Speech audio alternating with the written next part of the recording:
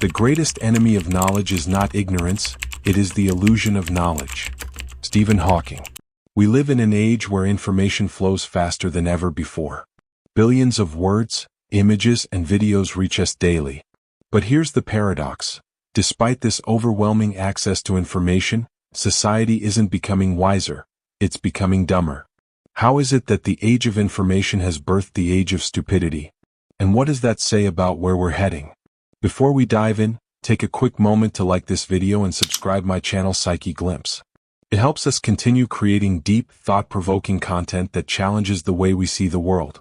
The illusion of progress. We love to believe that technology automatically makes us smarter.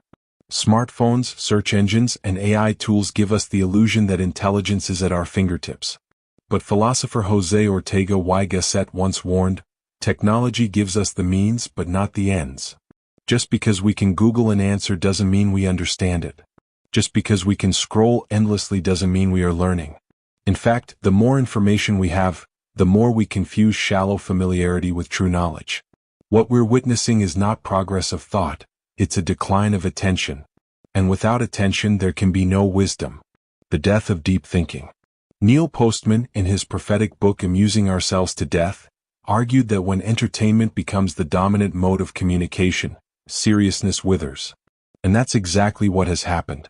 Social media platforms reward speed, outrage, and simplicity.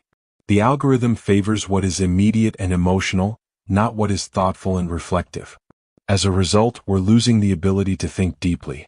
Critical thinking requires patience. It requires us to wrestle with ideas, to endure discomfort, to suspend judgment. But in a culture of dopamine-driven scrolling, discomfort is the enemy. So we choose the fast, the easy, the stupid. The tyranny of the algorithm. Why does stupidity spread faster than intelligence? The answer is simple: stupidity sells. The algorithm doesn't care about truth, it cares about engagement. Outrage, gossip, clickbait, these generate clicks. Complexity, nuance, philosophy? Not so much. This creates a feedback loop. The more we consume shallow content, the more the algorithm feeds it to us. Over time, our intellectual diet becomes junk food. We may feel full, but we are starving for real nourishment. In this way, society is not just accidentally becoming more stupid. It's being engineered into stupidity. The rise of anti-intellectualism. The decline of thought isn't just technological, it's cultural. We've entered an era where expertise is dismissed, and, my opinion, is treated as equal to decades of study. Richard Hofstadter, in his book Anti-Intellectualism in American Life, observed how suspicion of experts has always run deep in society. But today this suspicion has metastasized into hostility. Scientists, philosophers, and scholars are increasingly ignored or mocked, while influencers and entertainers are worshipped as sages. The result? A world where the loudest voice drowns out the wisest one. The decline of education. Education was once about cultivating critical thought, character, and curiosity. Now it's often reduced to standardized tests and job preparation. Students are trained to memorize, not to question. To comply, not to think. The philosopher John Dewey argued that education should be about learning how to think, not what to think. Yet we have replaced that with shallow credentialism. A degree may signal competence, but it does not guarantee wisdom. As long as education is treated as a factory line rather than a forge of minds, society will continue its downward spiral into stupidity. The age of outrage. Look around. Public discourse has collapsed into sound bites, insults, and tribal warfare. Nuance has no place in a culture addicted to outrage. Outrage is simple. Outrage is emotional. Outrage requires no thinking. That's why it spreads like wildfire. But outrage is also corrosive. It destroys empathy, erodes dialogue, and replaces understanding with judgment. And when judgment replaces curiosity, stupidity triumphs. Nietzsche once wrote, "Madness is rare in individuals, but in groups, parties, nations, and ages it is the rule." Today that madness takes the form of collective stupidity, amplified by outrage culture. The loss of silence. Wisdom requires silence. Reflection. The ability to sit with a thought without distraction. But our world has declared war on silence. Every gap must be filled with noise, every moment of boredom eliminated by a glowing screen. Blaise Pascal once observed, All of humanity's problems stem from man's inability to sit quietly in a room alone. That was in the 1600s. Imagine what Pascal would say today, in a world where we cannot sit still for even 30 seconds without reaching for our phones. Without silence there is no contemplation. Without contemplation there is no wisdom. And without wisdom, society sinks further into stupidity. The infantilization of culture. Another sign of societal stupidity is the way we treat adults like children.